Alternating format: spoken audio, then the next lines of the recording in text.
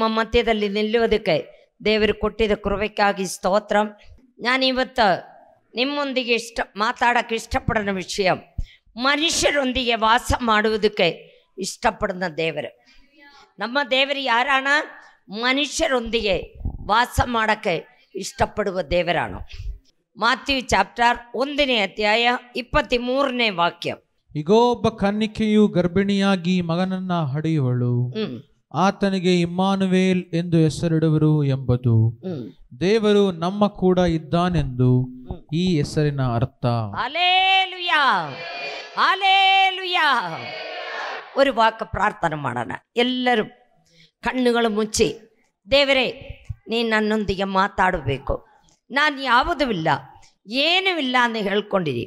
ദൈവമേ സ്തോത്രം കർത്താവേ, ಪ್ರೀತಿಯುಳ್ಳ ಸ್ವರ್ಗೀಯ ತಂದೆಯ ದೇವರೇ, ವಚನ ನಿನ್ನದಪ್ಪ, ನಾವು ಪ್ರತಿಯೊಬ್ಬರು ನಿನ್ನದಪ್ಪ.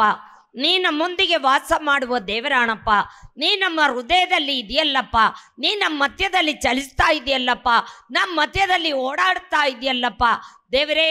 ಪ್ರತಿಯೊಬ್ಬರು ಕಷ್ಟದಲ್ಲಿ, ಕಾಯಿಲಿನಲ್ಲಿ, ರೋಗದಲ್ಲಿ, ದುಃಖದಲ್ಲಿ, ಸಮಸ್ಯೆದಲ್ಲಿ ಯಾರಿಲ್ಲಿ ಬಂದಿದೋ ಅವರನ್ನೇ ನೀ ಮುಟ್ಟೋ, ಅವರಿಗೆ ಬಿಡುಗಡೆ ಕೊಡೋ. ವಾಕ್ಯ ನಿನ್ನದಪ್ಪ, ನಮ್ಮೊಂದಿಗೆ ಮಾತಾಡಪ್ಪ. ಯೇಸು ಕ್ರಿಸ್ತನ ಹೆಸರಿನಲ್ಲಿ ಬೇಡಿಕೊಳ್ತಾ ಇದೆ ತಂದೆಯೇ, ಆಮೆನ್. ಇನ್ನೊಂದು ಸಾರಿ ಓದು ಮಗ. ಇಗೋ, ಒಬ್ಬ ಕನ್ನಿಕೆಯು ಗರ್ಭಿಣಿಯಾಗಿ ಮಗನನ್ನ ಹಡೆಯುವಳು. ಈಗೋ ಒಬ್ಬ ಕನ್ಯಕೆಯು ಗರ್ಭಿಣಿಯಾಗಿ ಒಂದು ಮಗನನ್ನು ಹಡೆಯುವಳು, ಅವನಿಗೆ ಇಮ್ಮಾನುವೇಲ್ ಎಂದ ಹೆಸರಿಡಬೇಕು. ഇമ്മാനുവേൽ മീൻസ്, ഇമ്മാനുവേൽ എന്ന് പറഞ്ഞാൽ ನಮ್ಮ ಕೂಡ ಇರುವವನು. ನಮ್ಮ ದೇವರು ಈ ಲೋಕದಲ್ಲಿ ಬಂದಿದ್ದದೆ ഒരു ആനയാಗಿയോ, ഒരു ಸಿಂಹವಾಗಿಯೋ, ഒരു ಕರಡಿಯಾಗಿಯೋ, ಚಿರತೆಯಾಗಿಯೋ ಬಂದಿದ ನಮಗೇನು ಗೊತ್ತಾಗದಿಲ್ಲ. ಅದೇ ಸಮಯ ಆ ದೇವರು ಮನುಷ್ಯನಾಗಿ ಒಂದು ಕನ್ಯೆಯ ಒಳಗೆ ಗರ್ಭಿಣಿಯಾಗಿ ಒಂದು ಮಗನನ್ನೇ ಆಡಿದಿದ್ದು. ಯಾಕಂತ ಹೇಳಿದಾಲ್, ಮನುಷ್ಯರ ಜೊತೆಯಲ್ಲಿ ವಾಸ ಮಾಡುವುದಕ್ಕಾಗಿ, ಮನುಷ್ಯರ ಜೊತೆಯಲ್ಲಿ ವಾಸ ಮಾಡೋಕ್ಕಾಗಿಯಾನೆ ಯೇಸು ಕ್ರಿಸ್ತನ ಈ ಲೋಕದಲ್ಲಿ ಬಂದಿದ್ದದೆ. ಅದಕ್ಕೆ ಗೊತ್ತಾಗಬೇಕಲ್ಲೇ. ಆದಿಕಾಂಡ 1ನೇ ಅಧ್ಯಾಯ 27ನೇ ವಾಕ್ಯ ಓದು. ಹೀಗೆ ದೇವರು ಮನುಷ್ಯನನ್ನ ತನ್ನ ಸ್ವರೂಪದಲ್ಲಿ ಉಂಟು ಮಾಡಿದನು. ಹಲ್ಲೆಲೂಯಾ. ಈ ಲೋಕದಲ್ಲಿ ಕಾಣುന്ന ಆಕಾಶವನ್ನು, ಭೂಮಿಯನ್ನು, ಪಕ್ಷಿಗಳು, ಮೃಗಗಳು, ಎಲ್ಲ ವೃಕ್ಷಗಳು, ಜಲರಾಶಿಗಳು ದೇವರ ಒಂದೇ ಮಾತಿನಲ್ಲಿ ಉಂಟಾಗಲಿ ಅಂತ ಹೇಳುವಾಗ ಈ ಲೋಕದಲ್ಲಿ ಕಾಣುന്ന ಎಲ್ಲ ಉಂಟಾಯಿತು. ಅದೇ ಸಮಯ ಮನುಷ್ಯರೇ ದೇವರು ತನ್ನ ಕೈಯಿಂದ ಸೃಷ್ಟಿ ಮಾಡಿ അവന്റെ ജീവശ്വാസം അവന്റെ സ്വരൂപದಲ್ಲಿ അവന്റെ ಛಾಯೆಯಲ್ಲಿമാണ് ದೇವರು ನಮ್ಮ ಪ್ರತಿಯೊಬ್ಬರನ್ನೇ ಸೃಷ್ಟಿ ಮಾಡಿದದ. ಅವന്റെ ജീവശ്വാಸ ಅದರಲ್ಲಿ ಊದಿ ಮನುಷ್ಯನಾಗಿ ಬದುಕುವ ಪ್ರಾಣಿಯಾಗಿ ದೇವರು ಮನುಷ್ಯನೇ ಸೃಷ್ಟಿ ಮಾಡಿದು. ಆ ದೇವರು, ನಮ್ಮ ದೇವರು ಯಾವಾಗಲೂ ಇಷ್ಟಪಡನದೆ ಯಾರ ಜೊತೆಯಲ್ಲಿ ವಾಸ ಮಾಡೋಕ್ಕಾಣ? ಮನುಷ್ಯರ ಜೊತೆಯಲ್ಲಿ ವಾಸ ಮಾಡೋಕ್ಕಾಗೋಣ. ಅದಕ್ಕೆ ದೇವರು ನಮ್ಮ ಭಾಳ ಪ್ರೀತಿ ಮಾಡ್ತಾ ಇದೆ, ಭಾಳ ಪ್ರೀತಿ ಮಾಡ್ತಾ ಇದೆ. ನಾವು ಏನು ತಪ್ಪು ಮಾಡಿದಾಲು ಮಗಳೇ ಮಾಡಬೇಡ, ಮಗನೇ ಮಾಡಬೇಡ ಅಂತ ಹೇಳಿ ನಮ್ಮ ನೋಡೋ ಆ ಮೊದಲ ತಪ್ಪಿ ಹೋದ ಮಗನು ಅವನ ಅಪ್ಪನ ಹತ್ರ ನನ್ನ ಆಸ್ತಿಗಳೆಲ್ಲ ಕೊಟ್ಟು ಬಿಡು ಅಂತ ಹೇಳಿ ಅವನ ಆಸ್ತಿಗಳೆಲ್ಲ ತಗೊಂಡು ಅದು ಮಾರಿಬಿಟ್ಟು ಅವನೇನು ದೂರ ದೇಶದಲ್ಲಿ ಹೋಯ್ತು. ದೂರ ದೇಶದಲ್ಲಿ ಹೋಗಿ ನನ್ನ ಮಗ ಯಾವತ್ತು ಬರ್ತತೆ, ನನ್ನ ಮಗ ಯಾವತ್ತು ಬರ್ತತೆ, ಅಪ್ಪ ಏನು ಮಾಡ್ತಾ ಇದ್ದಿದ್ದೋ ಕಾಯ್ತಾ ಇದ್ದಿದ್ದು. ಅದೇ ಥರ ಪ್ರಿಯ ಮಕ್ಕಳೇ, ನಮ್ಮ ಯೇಸು ಕ್ರಿಸ್ತನು ಮಾನವ ಜಾತಿಗಾಗಿಯಾಣ ರಕ್ತ ಸುರಿಸಿದದು, ಸತ್ತಿದದು. ದೇವರು ಕಾಯ್ತಾ ಇದೆ, ನನ್ನ ಮಗ ಯಾವಾಗ ನನ್ನ ಹತ್ರ ಬರ್ತತೆ, ನನ್ನ ಮಗಳ ಯಾವಾಗ ನನ್ನ ಹತ್ರ ಬರ್ತತೆ ದೇವರು ಕಾಯ್ತಾ ಇದೆ. പക്ഷെ ಮನುಷ್ಯರಿಗೆ ದೇವರು ಬೇಕಾಗಿಲ್ಲ, ದೇವರು ಬೇಕಾಗಿಲ್ಲ, ದೇವರಿಗೆ ಮನುಷ್ಯರೇ ಬೇಕು. ಅದಕ್ಕಾಗಿಯಾಣ ಈ ಲೋಕದಲ್ಲಿ ಯೇಸು ಕ್ರಿಸ್ತನು ಬಂದಿದ್ದದೆ. ಆದಿಕಾಂಡ 5ನೇ ಅಧ್ಯಾಯ 22ನೇ ವಾಕ್ಯ ಓದು. ಮೆತುಶಲೇಹನು ಹುಟ್ಟಿದ ಮೇಲೆ ಹನೋಕನು ಗಂಡು ಹೆಣ್ಣು ಮಕ್ಕಳನ್ನು ಪಡೆದು ದೇವರ ಅನ್ಯೋನ್ಯತೆಯಲ್ಲಿ 300 ವರ್ಷ ಬದುಕಿದನು. ಪ್ರಿಯ ಮಕ್ಕಳೇ, ಹಾನೋಕನು 365 ವಯಸ್ಸುವರೆ ಜೀವಿಸಿದು. 65 ವಯಸ್ಸಿನಲ್ಲಿ ಅವನ ಗಂಡು ಹೆಣ್ಣು ಮಕ್ಕಳನ್ನೇ ಹಡೆದು ಅವನು ಜೀವಿಸಿದು. ಅವನ ಇಷ್ಟ ಪ್ರಕಾರ ಅವನು ಜೀವಿಸಿದು. 300 ಸಂವತ್ಸರ ಕಾಲ ಅವನೇನು ಮಾಡಿದೋ? ದೇವರ ಚದೆಯಲ್ಲಿ ವಾಸ ಮಾಡಿದು. ನೀನು ಹುಟ್ಟಿದ ದಿನ ನಿನಗೆ ಗೊತ್ತಾ? ಅಮ್ಮ ಹೊಟ್ಟೆ ಒಳಗೆ ಹುಟ್ಟಿದ ದಿನ ಅಲ್ಲ. ನೀನು ಯೇಸು ಕ್ರಿಸ್ತನಾಗಿ ಒಂದು ದಿನ ಹುಟ್ಟಿದು. ಆ ದಿನ ನಿನಗೆ ಅರ್ಧರಾತ್ರಿ ಹೇಳಿದಾಲು ನೀ ಹೇಳಬೇಕು, ನಾನು ಆ ದಿನದಿಂದ ಈ ದಿನವರೆಗೂ ನಾನು ಕರ್ತನಾದ ಯೇಸು ಕ್ರಿಸ್ತನ ಚದೆಯಲ್ಲಿ ನಡೀತಾ ಇದ್ದೇನೆ. ನಮಗೊಂದು ಧೈರ್ಯವಾಗಿ ಹೇಳಕ್ಕೆ ಆಗಬೇಕು. ಪ್ರಿಯ ಮಕ್ಕಳೇ, ಅದೇ ಥರ ಹಾನೋಕನು 300 ಸಂವತ್ಸರ ಕಾಲ ದೇವರ ಚದೆಯಲ್ಲಿ ವಾಸ ಮಾಡಿದು. ದೇವರ ಹೆಜ್ಜಾಡಿನಲ್ಲಿ ನಡೆದು ಅವನು 300 ಸಂವತ್ಸರ ಕಾಲ ಜೀವಿಸಿದು. ಅದೇ ರೀತಿಯಲ್ಲಿ ಅನೇಕರು ಹಳೆ ಒಡಂಬಡಿಕೆಯಲ್ಲಿ ಅನೇಕರು ದೇವರ ಚದೆಯಲ್ಲಿ ಜೀವಿಸಿದೆ ನಮಗೆ ನೋಡಕ್ಕಾಗುತ್ತೆ. ಆದಿಕಾಂಡ 6ನೇ ಅಧ್ಯಾಯ 9ನೇ ವಾಕ್ಯ. ನೋಹನು ನೀತಿವಂತನು, ತನ್ನ ಕಾಲದವರಲ್ಲಿ ತಪ್ಪಿಲ್ಲದವನು ಆಗಿದ್ದನು. ನೋಡೋ, ದೇವರೇ ಅವನ ಪಗೆ, ನೋಗನ ಪಗೆ ದೇವರೇ ಸಾಕ್ಷಿ ಕೊಡ್ತಾ ಇದೆ. ನೋಗನ ಆರಾಯ್ತು, ನೀತಿವಂತನಾಯ್ತು. ಅದು ತನ್ನೇಮಲ್ಲ, ಅವನ ತನ್ನ ಕಾಲದವರಲ್ಲಿ ತಪ್ಪಿಲ್ಲದವನಾಗಿ ಅವನ್ ಜೀವಿಸಿದ. ಅವನು ದೇವರೊಂದಿಗೆ ಅನ್ಯೋನ್ಯವಾಗಿ ನಡೆದುಕೊಂಡು ಅವನ ಏನ್ ಮಾಡಿದೆ? ದೇವರೊಂದಿಗೆ ಅನ್ಯೋನ್ಯವಾಗಿ ನಡೆದಿದ್ದು. ದೇವರೊಂದಿಗೆ ನೀ ದೇವರೊಂದಿಗೆ ಅನ್ಯೋನ್ಯವಾಗಿ ನಡೀತಾ ಇದೀಯಾ?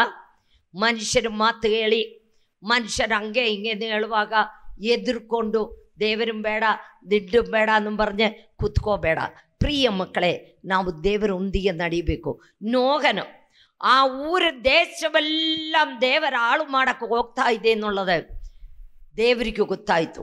ಆವಾಗ ನೋಗನಿಗೆ ಹೇಳಿದು, ನೀವೊಂದು ಭಯಂಕರ ಹಡಗ ಕಟ್ಟಬೇಕು, ನಾವೇ ಕಟ್ಟಬೇಕು.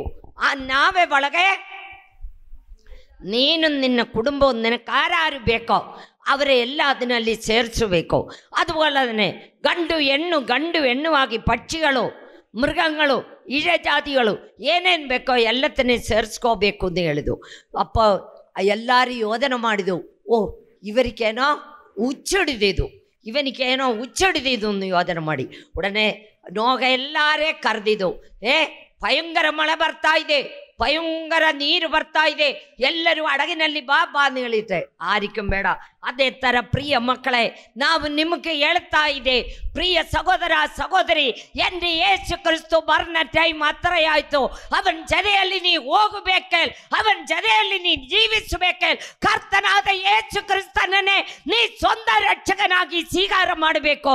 ಸ್ವೀಕಾರ ಮಾಡಿದ ದೇವರು ನಿನ್ನ ಎಲ್ಲ ವಿಧದಲ್ಲಿ ನನಗೇನು ಕಷ್ಟ ಬಂದಾಲು ದೇವರು ಇಳಿದು ಬಂದ ನಿನ್ನ ಕಷ್ಟವನ್ನು ತೀರಿಸಿಕೊಡುವ ದೇವರಾಣ ನಮ್ಮ ಯೇಸು ಕ್ರಿಸ್ತನು. ನೋಗನ ಮೇಲೆ ಅಷ್ಟು ಪ್ರೀತಿಯಾರ್ನು ದೇವರಿಗೆ. ನೋಗನಿಗೆ ಹೆಂಗೆ ಸಾಕ್ಷಿ ಹೇಳ್ತಾ ಇದೆ? ಇನ್ನೊಂದು ಸಾರಿ ಹೇಳು ಮಗ. ನೋಹನು ನೀತಿವಂತನು, ನೋಗನ ಯಾರ್ನು?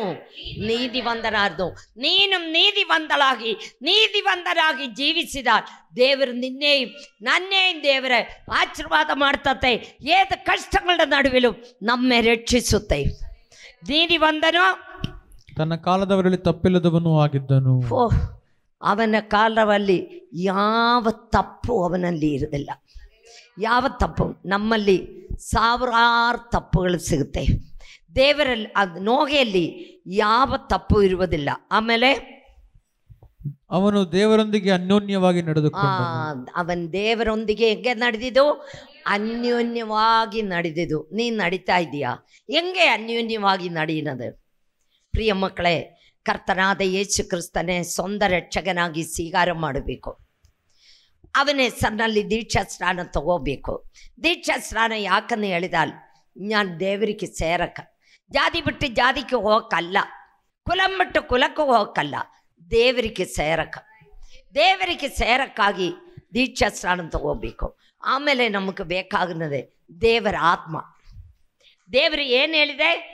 ನಾನು ನನ್ನ ಆತ್ಮನೇ ನಿಮ್ಮ ಮಧ್ಯದಲ್ಲಿ ಕಳಿಸ್ತೀನಿ. ಆ ಆತ್ಮ ನಮ್ಮ ಮೇಲೆ ಬಂದಿದೆ ಮಾತ್ರವೇ ನಮಗೆ ನೀತಿಗೆ ನ್ಯಾಯಕವಾಗಿ ಜೀವಿಸಕ್ಕಾಗುತ್ತೆ. ಆ ಆತ್ಮನೇ ನಾವು ಹೊಂದಬೇಕು. ಸತ್ಯದಲ್ಲಿ ಆತ್ಮದಲ್ಲಿ ಆರಾಧನೆ ಮಾಡಬೇಕು, ಇಡಬಿಡದೆ ಪ್ರಾರ್ಥನೆ ಮಾಡಬೇಕು. ಪ್ರಾರ್ಥನೆಯಲ್ಲಿ ನಾವು ಯಾವಾಗಲೂ ಬೇಸರವಲ್ಲಾದ ಪ್ರಾರ್ಥನೆ ಮಾಡಿದವರಾಗಿರಬೇಕು. ಆವಾಗ ದೇವರು ನಮ್ಮ ಎಲ್ಲ ವಿಧದಲ್ಲಿ ಆಶೀರ್ವಾದ ಮಾಡ್ತತೆ. ನೋಗೆ ಅದೇ ಥರ ದೇವರನ್ನ ಅನ್ಯೋನ್ಯದಲ್ಲಿ ಜೀವಿಸೋದು. ನೀ ಯೋಧನೆ ಮಾಡಿ ನೋಡು, ನಾನು ದೇವರ ಅನ್ಯೋನ್ಯದಲ್ಲಿ ಜೀವಿಸ್ತಾ ಇದೆಯಾ? ನಾನು ದೇವರ ಅನ್ಯೋನ್ಯದಲ್ಲಿ ಜೀವಿಸ್ತಾ ಇದೆಯೋ? ನೀನು ನಿಮ್ಮ ತನ್ನೇ ಶೋಧನೆ ಮಾಡಿ ನೋಡು. ನಾವು അതുപോലെ തന്നെ ಅನೇಕರು ದೇವರ ಅನ್ಯೋನ್ಯದಲ್ಲಿ ಜೀವಿಸಿತು.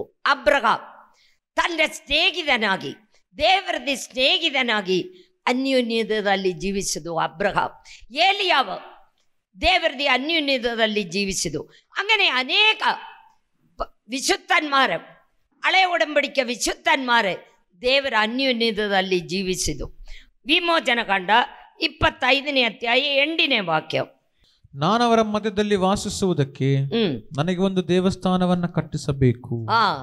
ನಾನವರ ಮಧ್ಯದಲ್ಲಿ ಜೀವಿಸುವುದಕ್ಕೆ ನನಗೊಂದು ದೇವಸ್ಥಾನವನ್ನು ಕಟ್ಟಬೇಕು. ಪ್ರಿಯ ಮಕ್ಕಳೇ, ದೇವರು ನಮ್ಮ ಮಧ್ಯದಲ್ಲಿ ಜೀವಿಸಕ್ಕಾಣ ಇಷ್ಟಪಡೋಣದು. ಆವಾಗ ದೇವರು ಒಂದು ದೇವಸ್ಥಾನವನ್ನು ಕಟ್ಟಿಸುವುದು ಹೇಳಿದು. പക്ഷേ ದೇವಸ್ಥಾನ ಆಮೇಲೆ ಒಂದು ಪೂರ್ವಕಾಲ ವೃತ್ತಾಂತ 17ನೇ ಅಧ್ಯಾಯ 5ನೇ ವಾಕ್ಯ. ನಾನು ಇಸ್ರಾಯೇಲರನ್ನ ಐಗುಪ್ತ ದೇಶದಿಂದ ಬರಮಾಡಿದ್ದರಿಂದ ಇಂದಿನವರೆಗೂ ಮನೆಯಲ್ಲಿ ವಾಸ ಮಾಡಲಿಲ್ಲ, ಗುಡಾರಗಳಲ್ಲಿ ವಾಸಿಸುತ್ತಾ ಇದ್ದೆನು. ನೋಡ ಮಕ್ಕಳೇ, ನಮ್ಮ ದೇವರು ಆರ್ದಿ ಮನೆಯಲ್ಲಿ ವಾಸ ಮಾಡಕ್ಕೆ ಹೋಗಿಲ್ಲ, ಒಂದು ದೇವಸ್ಥಾನ ಒಳಗೆ ವಾಸ ಮಾಡಕ್ಕೆ ಹೋಗಿಲ್ಲ. ಕೂಡಾರದಲ್ಲಿ ದೇವರ ಕೂಡಾರದಲ್ಲಿ ದೇವರು ವಾಸ ಮಾಡುತ್ತಾ ಇದ್ದಿದ್ದು. ನಮ್ಮ ದೇವರು ಮನುಷ್ಯರ ಜೊತೆಯಲ್ಲಿ ವಾಸ ಮಾಡಕ್ಕೆ ಇಷ್ಟಪಡ್ತಾ ಇದ್ದಿದ್ದು. ಐಗುಪ್ತ ದೇಶದಲ್ಲಿನ ಅವರೇ ಇಸ್ರಾಯೇಲ್ ಮಕ್ಕಳನ್ನೇ ಕರ್ಕೊಂಡು ಬರುವಾಗ ಅವರು ಒಂದೊಂದು ಟೇರಗಳಲ್ಲಿ ಕೂಡಾರ ಒಳಗೆ ಜೀವಿಸಿದ್ದು. ಯೇಸು ಸ್ವಾಮಿ ಅವರ ಜೊತೆಯಲ್ಲಿ ಕೂಡಾರ ಒಳಗೆ ಜೀವಿಸಿದ್ದು. ಪ್ರಿಯ ಮಕ್ಕಳೇ, ನಮ್ಮ ದೇವರು ನಮ್ಮ ಜೊತೆಯಲ್ಲಿ ವಾಸ ಮಾಡೋಕ್ಕೆ ಇಷ್ಟಪಡುವ ದೇವರಾണ്. അതുപോലെ തന്നെ ಆದನು ಇಸ್ರಾಯೇಲ್ ಮಕ್ಕಳು ಮರುಭೂಮಿಯಲ್ಲಿ ಸಂಚರಿಸುವಾಗ ದೇವರು ಅವರೊಂದಿಗೆ ವಾಸಿಸಿತು. അതുപോലെ തന്നെ കൂടാരಗಳಲ್ಲಿ ಅವನಿಗೆ നിലക്കെട്ടു എന്ന് കേൾത്താ ഇരുന്നു. ഈ കൂടാരದಲ್ಲಿ എന്ന് പറയുമ്പോൾ നിലക്കെട്ടു എന്ന് ಹೇಳ್ತಾ ಇದ್ದಿದ್ದು. അതായത് 2 ಪೂರ್ವಕಾಲ ವೃತ್ತಾಂತ 7ನೇ ಅಧ್ಯಾಯ 2-3 ವಾಕ್ಯ. ಯೆಹೋವನ ತೇಜಸ್ಸು ಆತನ ಆಲಯದಲ್ಲಿ ತುಂಬಿಕೊಂಡು. ಹಲ್ಲೆಲೂಯಾ. ನೋಡೋ, ನಮ್ಮ ಮಧ್ಯದಲ್ಲಿ ದೇವರ ತೇಜಸ್ಸಿದೆಯಾ? ದೇವರ ಮಹಿಮಾ ನಮ್ಮ ಮಧ್ಯದಲ್ಲಿ ಇಳಿದು ಬರ್ತಾ ಇದೆ ಮಕ್ಕಳೇ. ದೇವರ ತೇಜಸ್ಸಿನಲ್ಲಿ ನಾವಿಲ್ಲಿ ಬಂದಿದ್ದ ದೇವರ ಕೃಪೆയാണ്, ದೇವರ ಮಹಿಮೆയാണ്.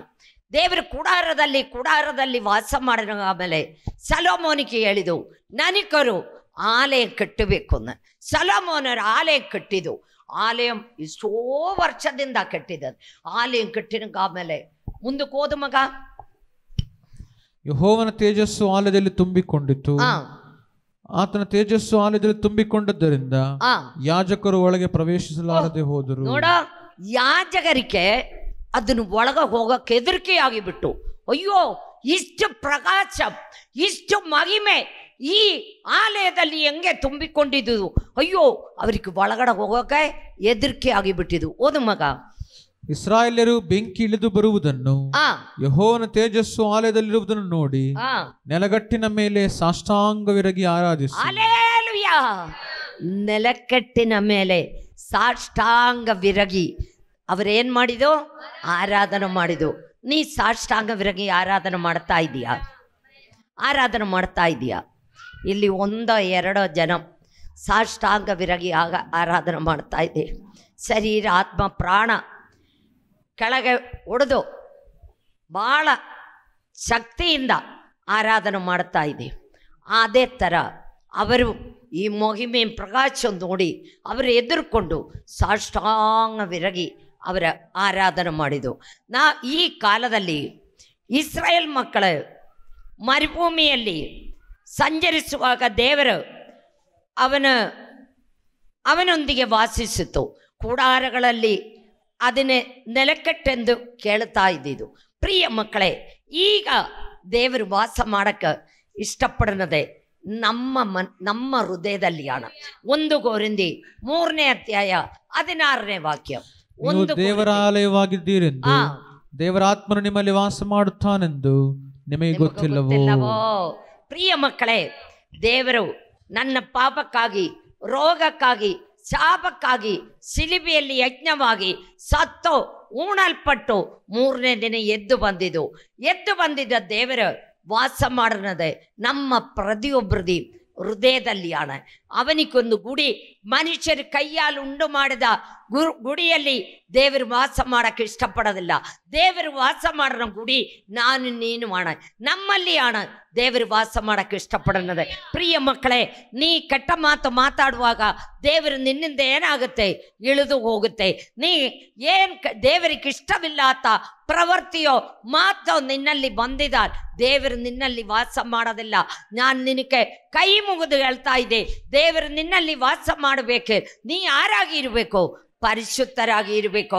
ಆ ಪರಿಶುದ್ಧರಾಯವರು ಹೃದಯದಲ್ಲಿ ಮಾತ್ರವೇ ದೇವರು ವಾಸ ಮಾಡಕ್ಕೆ ಇಷ್ಟಪಡನದೆ. ಬೇರೆ 6 ಹೃದಯದಲ್ಲಿ ದೇವರು ವಾಸ ಮಾಡಕ್ಕೆ ಇಷ್ಟಪಡೋದಿಲ್ಲ.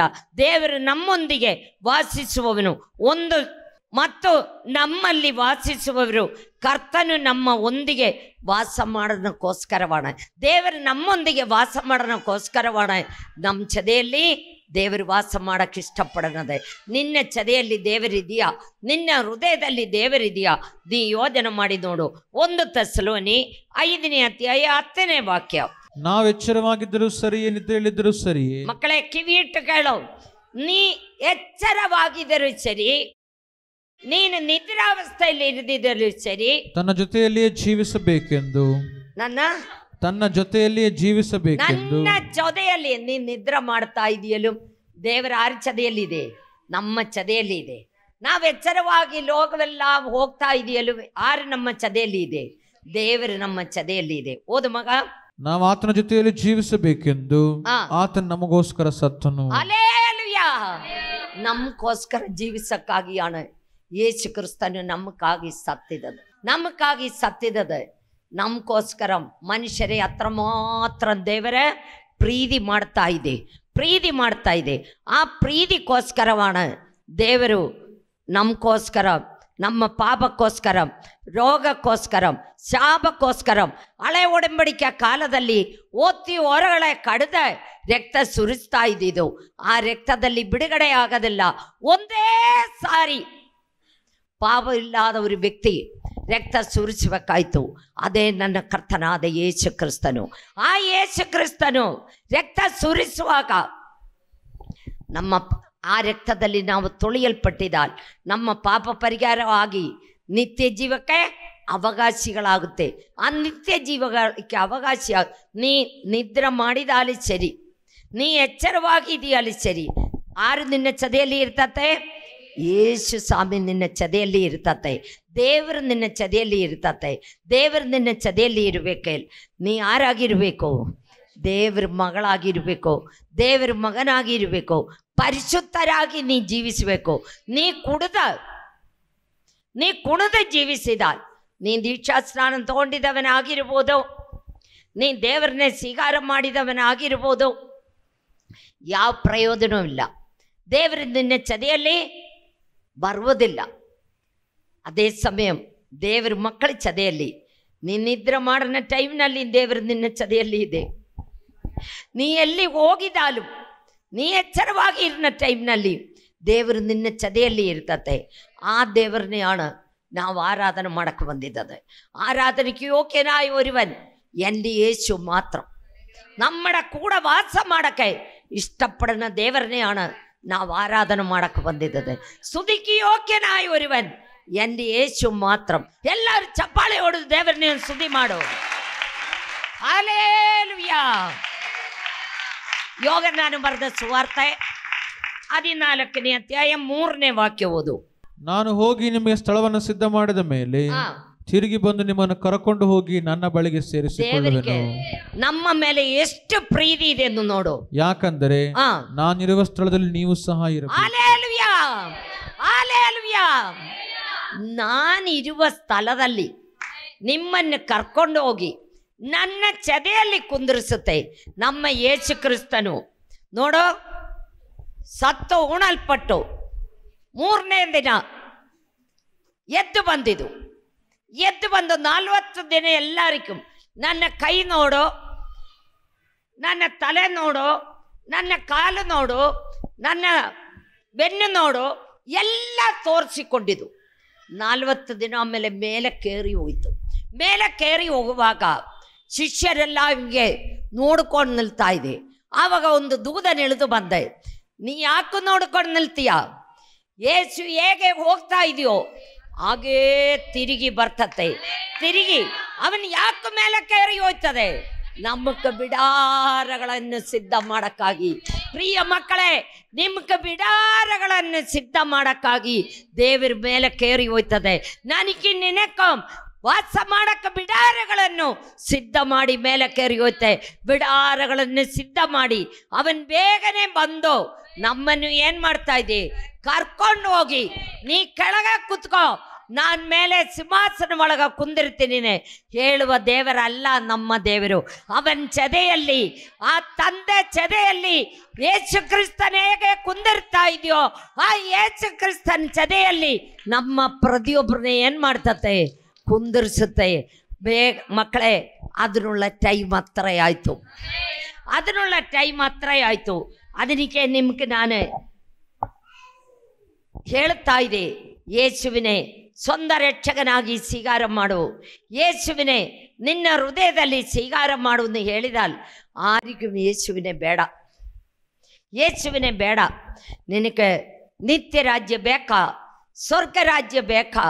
ನೀ ಯೇಸುವಿನೇ ಸ್ವಂತ ರಕ್ಷಕನಾಗಿ ಸ್ವೀಕಾರ ಮಾಡು. ಇನ್ನೊಂದು ವಾಕ್ಯ ಓದು, ಪ್ರಕಟಣೆ 3ನೇ ಅಧ್ಯಾಯ 21ನೇ ವಾಕ್ಯ.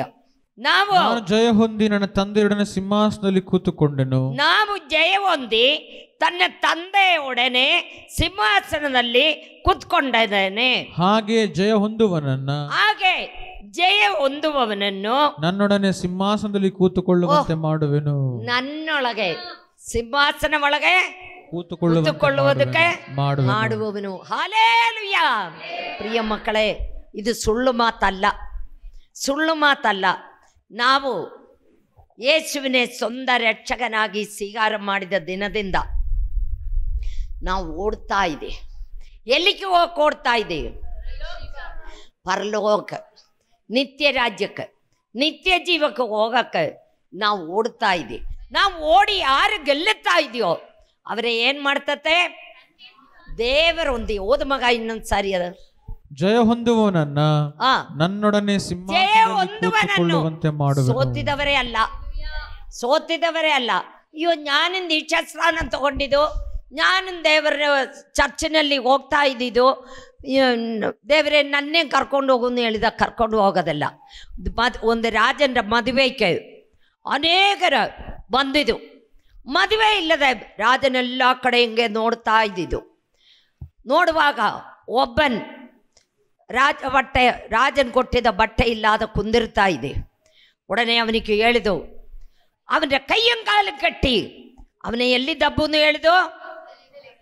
ನಿತ್ಯ ನರಕದಲ್ಲಿ ಬೆಂಕಿ ಗದ್ದಲು ಉರಿಯೋ ಕೆರೆ ಒಳಗ ದಬ್ಬುನು ಹೇಳಿದು. ಪ್ರಿಯ ಮಕ್ಕಳೇ, ನಮ್ಮ ಮದುವೆ ಬಟ್ಟೆ ಪರಿಶುದ್ಧವಾಗಿ ಇರಬೇಕು. ನಮ್ಮ ರಕ್ಷಣೆ ಎಂಬ ಬಟ್ಟೆ ಪರಿಶುದ್ಧವಾಗಿ ಇರಬೇಕು. ನಮ್ಮ ಕಣ್ಣಿನಿಂದ ಪೋಲು ದೇವರಿಗಿಷ್ಟವಿಲ್ಲದ ಜಾಗ ನೋಡಕ್ಕೆ ಹೋಗಬಾರ್ದು. ನಮಗಿಷ್ಟವಿಲ್ಲದ ಜಾಗ ನಡೆದು ಹೋಗಬಾರ್ದು. ದೇವರಿಗಿಷ್ಟವಿಲ್ಲದ ಯಾವ ಪ್ರವೃತ್ತಿ ನಾವು ಮಾಡಕ್ಕೆ ಹೋಗಬಾರ್ದು. ಹಾಗೆ ನಡೆದಿದ್ದಾಲ್ ನಾವು ಜಯ ಹೊಂದಿ ನಿತ್ಯ ರಾಜ್ಯದಲ್ಲಿ ಸೇರಿ ದೇವರ ಚದೆಯಲ್ಲಿ. ವಾಕ್ಯ ಸುಮ್ಮನೆ ಹೇಳ್ತತ. ಇನ್ನೊಂದು ಸಾರಿ ಓದು ಮಗ ವಾಕ್ಯ. ಜಯ ಹೊಂದುವವನನ್ನು ನನ್ನೊಡನೆ ನನ್ನ ಒಳಗೆ ಸಿಂಹಾಸನದಲ್ಲಿ ಕೂತುಕೊಳ್ಳುವಂತೆ ಮಾಡುವೆನು. ಸಿಂಹಾಸನ ಒಳಗೆ ಕೂತ್ಕೊಳ್ಳುವುದಕ್ಕೆ ಮಾಡುವೆನು. ನೀ ಸಿಂಹಾಸನ ಒಳಗೆ ದೇವರ ಚದೆಯಲ್ಲಿ ಕುತ್ಕೊಳ್ಳಕ್ಕಾಗಿ ನಾವು ಹೋಗ್ತಾ ಇದೆ. ಅದೋ ನೀ ನಿತ್ಯ ನರಕದಲ್ಲಿ ಹೋಗ್ತಾ ಇದೆಯಾ? ನಿಮ್ಮ ತನ್ನೇ ಶೋಧನೆ ಮಾಡಿ ನೋಡು. ಟೈಮ್ ಆಯಿತು, ಕೈ ತೋರಿಸ್ತಾ ಇದೆ. ಈ ವಾಕ್ಯಗಳ ದೇವರು ನಿಮ್ಮನ್ನು ಆಶೀರ್ವಾದ ಮಾಡಲಿ. ನಮ್ಮ ದೇವರು நம்ம கூட வாச ಮಾಡಕ್ಕೆ ಇಷ್ಟಪಡನ ದೇವರಾണ്. ಅದನ್ನೇ ಕಾಣ ಅವನ್ ಸಿಂಹಾಸನ ಒಳಗ ನಮ್ಮೆ ಕುಂದ್ರಿಸ್ತಾ ಇದೆ. ಅವನ್ ನಮ್ಮ ಚದೆ ನಡೀತಾ ಇದೆ. ಹಾನೋಕ್ ಚದೆ ನಡೆದಿದ್ದಂಗೆ, ನೋಹ ನಡೆದಿದ್ದಂಗೆ, ಏಲಿಯಾವು ನಡೆದಿದ್ದಂಗೆ, ಅಬ್ರಹಾಂ ನಡೆದಿದ್ದಂಗೆ. ದೇವರೇ, ನಾನಿಗೆ ನಿನ್ನ ಚದೆ ನಡಿಬೇಕು. ನೀ ನನ್ನ ಹೃದಯದಲ್ಲಿ ಬಾ. ನಾನು ನಿನ್ನ ಮಗನಾಗಿ ಜೀವಿಸ್ತೀನಿ. ನಾನು ಜಯ ಹೊಂದಿ ನಿನ್ನ ಚದೆಯಲ್ಲಿ ಬಂದು ನಿನ್ನ ಸಿಂಹಾಸನ ಒಳಗೆ ಕುತ್ಕೊಳ್ಳೋದಕ್ಕೆ ನಾನು ಯೋಗ್ಯತೆ ಉಳ್ಳವನಾಗಿ ನನ್ನನ್ನು ಆರಿಸ್ಕೋ. ನೀ ದೇವರಿಗೆ ಪ್ರಾರ್ಥನೆ ಮಾಡ್ಕೋ. ನಾನು ಒಂದು ಚಿಕ್ಕ ಸಾಕ್ಷಿ ಹೇಳೋಕ್ಕೆ ಇಷ್ಟಪಡ್ತೇನೆ. ನಾನು ಬ್ಯಾಂಗ್ಳೂರಿನಲ್ಲಿ ಒಂದು ಅಮ್ಮಕ್ಕೆ ಒಂದು ವಾರ ಮುಂಚೆ ಅವರಿಗೆ ಭಾಳ ಹುಷಾರಿಲ್ಲದ ಒಂದು ಕಾಲು ಎತ್ತಕ್ಕಾಗುന്നിಲ್ಲ, ನಡೆಯೋಕ್ಕಾಗುന്നിಲ್ಲ, ಭಾಳ ಕಷ್ಟ ಆಗ್ತಾ ಇದೆ ಮೋಳೆ ಎಂದು പറഞ്ഞ് ನನಗೆ ಫೋನ್ ಮಾಡುವಾಗ ಅಜ್ಜಿ ನೀ ಒಂದು ವಿಷಯ ಮಾಡು, ಮಲಯಾಳಿಯ, ನೀ ಒಂದು ವಿಷಯ ಮಾಡು, ನೀ ಸ್ವಲ್ಪ ಎಣ್ಣೆ ನೀರು ಹಿಡ್ಕೋ, ನಾನು ಪ್ರಾರ್ಥನೆ ಮಾಡಿ ಕೊಡ್ತೀನಿ. ನೀ ಬೆಳಿಗ್ಗೆ ಮಧ್ಯಾಹ್ನ ಸಾಯಂಕಾಲ ಎಣ್ಣೆ ಹಚ್ಚಿ ಪ್ರಾರ್ಥನೆ ಮಾಡ್ಕೋ. ಆ ನೀರು ನಾನು ಪ್ರಾರ್ಥನೆ ಮಾಡಿಕೊಟ್ಟೆ, ನೀ ಕುಡಿ, ನೀನು ಯಾರಂಡಿ ಎದ್ದು ನಡೀತತೆ ಎಂದು ಹೇಳಿದು. ಆ ಅಮ್ಮ 3 ದಿನ ಮುಂಚೆ ನನಗೆ ಫೋನ್ ಮಾಡಿ, ನಮ್ಮ ಮನೆಯವರದಿ ಫೋನ್ನಲ್ಲಿ ನಾನು ಸೌಖ್ಯವಾಯಿತು, ನಾನೀಗ ಓಡಾಡುತ್ತಾ ಇದೆ, ನನ್ನ ಕೈ ಚೆನ್ನಾಗಾಯಿತು ಎಂದು പറഞ്ഞ് ಅವ್ರದ್ದು ಆ ಸಂತೋಷ ನನಗೇನೇನು ಮಾಡೋಕ್ಕಾಗುತ್ತಾ? ನಾನು ಕಡಿಮೆ ಆಗಬೇಕು, എൻ്റെ ದೇವರು ದೊಡ್ಡದಾಗಬೇಕು. ಆ ಅಮ್ಮ ಯಾರನ್ನು പോലും ನನಗೆ ಗೊತ್ತಲ್ಲ. ಇದುപോലെ ಹೇಳಕ್ಕೆ ಅನೇಕ ಅದ್ಭುತಗಳಿದೆ. ಒಂದೇ ಹೇಳಕ್ಕೆ ಟೈಮ್ ಇದೆ. ಅದನಿಗೆ ನಾನು ಹೇಳಿದೆ, ನಿಮ್ಗೇನು ಕಷ್ಟವಿದೆಯೋ, ಕಾಯಿಲಿದೆಯೋ, ರೋಗವಿದೆಯೋ, ದುಃಖವಿದೆಯೋ, ಸಮಸ್ಯೆ ಇದೆಯೋ, ಮೊಣಂಗಾಲು ಊರಕ್ಕಾಗುന്നವರು ಮೊಣಂಗಾಲು ನಿಮ್ಮ ಪಾಪಗಳು ದೇವರ ಮುಂದೆ ಅರಿಕೆ ಮಾಡಿ, ದೇವರೇ ನಿನ್ನ ಮಹಿಮೆ ನನ್ನ ಮೇಲೆ ಇಳಿದು ಬರಬೇಕು, ನಿನ್ನ ಶಕ್ತಿ ನನ್ನ ಮೇಲೆ ಇಳಿದು ಬರಬೇಕು. ನಿನ್ನ ಕೃಪೆ ಇಲ್ಲ ಎಂಗಿಲ್ ನನಗಿಲ್ಲಿ ಬರೋಕ್ಕಾಗೋದಿಲ್ಲ. ನಿನ್ನ ಕೃಪೆಯಲ್ಲಿ ನನ್ನನ್ನು ತುಂಬಿಸುವುದ ದೇವರಿಗೆ ಪ್ರಾರ್ಥನೆ ಮಾಡಿಕೊಂಡು ಕೂತ್ಕೋ. ಹಲ್ಲೆಲೂಯಾ, ಸ್ತೋತ್ರ.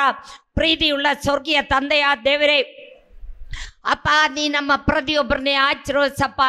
ನಿನ್ನ ಸನ್ನಿಧಿಯಲ್ಲಿ ನಾವು ಬಂದಿದ್ದಪ್ಪ. ಅಪ್ಪ, 2-3 ಜನ ನನ್ನ ಹತ್ರ ಬರ್ತಾ ಇದೆಯೋ ಅವ್ರ ಮಧ್ಯದಲ್ಲಿ ನೀ ಬರ್ತೀನಿ ಅಂತ ಹೇಳಿದ ದೇವರೇ, ಶರೀರದಲ್ಲಿ ದೂರಸ್ಥನೆಗಳು, ಆತ್ಮದಲ್ಲಿ ನಮ್ಮೊಂದಿಗೆ ಇರಿನ ದೇವರಾಗಿ ನನಗೆ ಸ್ತೋತ್ರ. ನೀ ನಮ್ಮೋಡು ಕೂಡ ವಾಸ ಮಾಡೋಕ್ಕೆ ಇಷ್ಟಪಡುವ ದೇವರಪ್ಪ. ನಮ್ಮ ಹೃದಯ ನೆನಕಾಗಿ ತೆಗೆದುಕೊಡುವುದಕ್ಕೆ, ನಮ್ಮ ಶರೀರ ಆತ್ಮ ಪ್ರಾಣ ನೆನಕ್ಕೆ ಸಮರ್ಪಿಸೋದಕ್ಕೆ ನಮ್ಮ ಪ್ರತಿಯೊಬ್ಬರನ್ನೇ ನೀವು ಉಪಯೋಗಿಸಪ್ಪ. ಯೇಸುವೇ, ನೀ ಕೈ ಬಿಡಬೇಡಪ್ಪ. ಕಷ್ಟದಲ್ಲಿ, ಕಾಯಿಲಿನಲ್ಲಿ, ರೋಗದಲ್ಲಿ, ದುಃಖದಲ್ಲಿ, ಸಮಸ್ಯೆದಲ್ಲಿ ಯಾರು ಬಂದಿದೋ ಅವರೇ ಮುಟ್ಟೋ. ಪರಿಶುದ್ಧಾತ್ಮನೆ ಮುಟ್ಟೋ, ಕಡಪಾರುತ್ತಾಲೆ ಅಪ್ಪ, ನೀ ಮುಟ್ಟೋ. ಎಲ್ಲ ಕಡಪಾರು ನೀ ನೀಗಿಸಿ ಕೊಡಪ್ಪ. ಮನೆ ಕಟ್ಟುವವ್ರದಿ ಮನೆ ಪೂರೈಸಿ ಕೊಡಪ್ಪ. ಮಕ್ಕಳಿല്ലാത്തವ್ರಿಗೆ ಮಕ್ಕಳೇ ಕೊಡಪ್ಪ. ಮದುವೆ ಆಗತ್ತವ್ರಿಗೆ ಮದುವೆ ಮಾಡಿ ಕೊಡಪ್ಪ. ಎಲ್ಲ ಪಾಸ್ಟರ್ ಮಾರೆ, ಎಲ್ಲ ಅಯ್ಯಗಾರು ಮಾರೆ, ಎಲ್ಲ ಇವಾಂಜಲಿಸ್ಟ್ಗಳೇ ನೀ ಆಶೀರ್ವದಿಸಪ್ಪ. ಎಲ್ಲ ಕ್ರಿಸ್ತ ವಿರೋಧಿಗಳ ಮೇಲೆ ನೀ ಮಾತಾಡಪ್ಪ. ಸತ್ಯ ದೇವರನ್ನೇ ಕಂಡುಕೊಂಡೆ, ನಿಜ ದೇವರನ್ನೇ ಕಂಡುಕೊಂಡು ಜೀವಿಸೋದಕ್ಕೆ ನೀ ಸಹಾಯ ಮಾಡಪ್ಪ. ಅಪ್ಪ, ನೀ ನಮ್ಮನ್ನು ಆಶೀರ್ವದಿಸಪ್ಪ. ನಾವು ನಿನ್ನ ಆಲಯವಾಣಪ್ಪ. ಈ ಆಲಯದಲ್ಲಿ ನೀ ವಾಸ ಮಾಡುವ ದೇವರಾಣಪ್ಪ. ಕೈ ಬಿಡಬೇಡಪ್ಪ. ಆದಿಯವಸಾರ ನೀ ಚದೆಯಲ್ಲಿ ಇರಬೇಕಪ್ಪ. ಯೇಸು ಕ್ರಿಸ್ತನ ಹೆಸರಿನಲ್ಲಿ ಬೇಡಿಕೊಳ್ತಾ ಇದೆ ತಂದೆಯೇ, amen. God bless you. Praise the lord.